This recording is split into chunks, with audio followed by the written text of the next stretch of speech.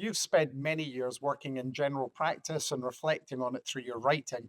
What feels most different about the kinds of conversations GPs are having now compared to when you first started? Yeah, I think general practice has definitely got a lot more complicated. There's a lot more medicine we need to do. Uh, so different people being offered pressure treatment and statins and treatment for osteoporosis. There's so many guidelines that we're having to do, and I think what's challenging about that is that sometimes gets in the way of some of the sort of whole person conversations that you want to have. I think that makes it quite challenging.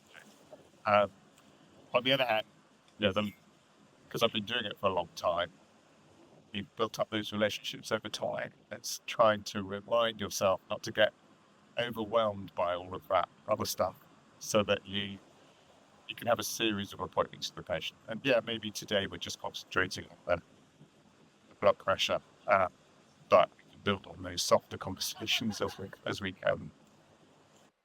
A theme running through this conference is helping people feel heard, make sense of symptoms, and identify the next steps. So, from your perspective, what gets in the way of that? I think, I mean, time pressure definitely gets in the way. I think also we often talk about the biomedical model and that doctors might follow it, but patients kind of follow it too. There's um, a certain explanation for symptoms that Western medicine has particularly pushed, that you have a symptom, there'll be a problem, a clever doctor will find the solution and give you a clever treatment and you'll be better. And that system works really well for a lot of medicine, but when it doesn't work well, it can lead to cycles of frustration. And so I think what helps with that, partly doctors who are just willing to think a bit more broadly outside the box, recognize that guidelines and everything are there for a reason, but they're not tramlines. We're more, as healers, we're more than just sort of algorithms that follow guidelines. And I think continuity of care over a long period of time, really knowing your patients, getting to know them, know how they work, um, which is one of the things that I love about being a GP, that you stay with people over a long time. And I one of the things I love most about being a GP is you never discharge your patients. It's probably one of the greatest burdens of being a GP as well. But it's what I love about it, that you're with someone for such a long time. And then you can try to help them make meaning over time and have those rich conversations. Dr. Kath Jones has developed the three consultation tools which are beneficial to use when dealing with these patients. What are your reflections on those? I was particularly struck by the symptom and stress map, because on the surface, it looks like a lot of questionnaires that doctors hand to patients. So this is something with 10 questions about symptoms and 10 questions about stress that you would give to the patient. They'd fill it in and bring it back. And my instinct is not to like that sort of thing. Things like ADHD questionnaires and PHQ-9, and I find them a little soul destroying. But what I don't like about them is you get a score and it tells you if you've got the diagnosis or how severe your symptoms are. What I love about the symptom stress map that Kath's developed is there's no score.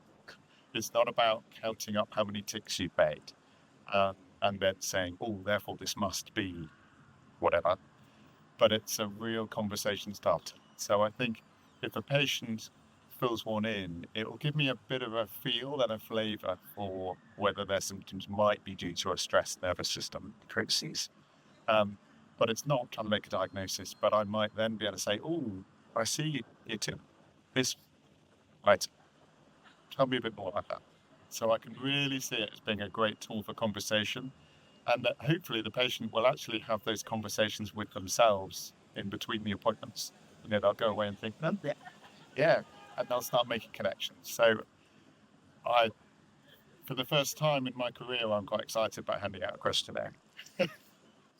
Great. Sure. General practice can sometimes feel relentless. What helps you personally stay connected to the human side of the work? I think connections in my practice and with my colleagues are so important, and laughter actually.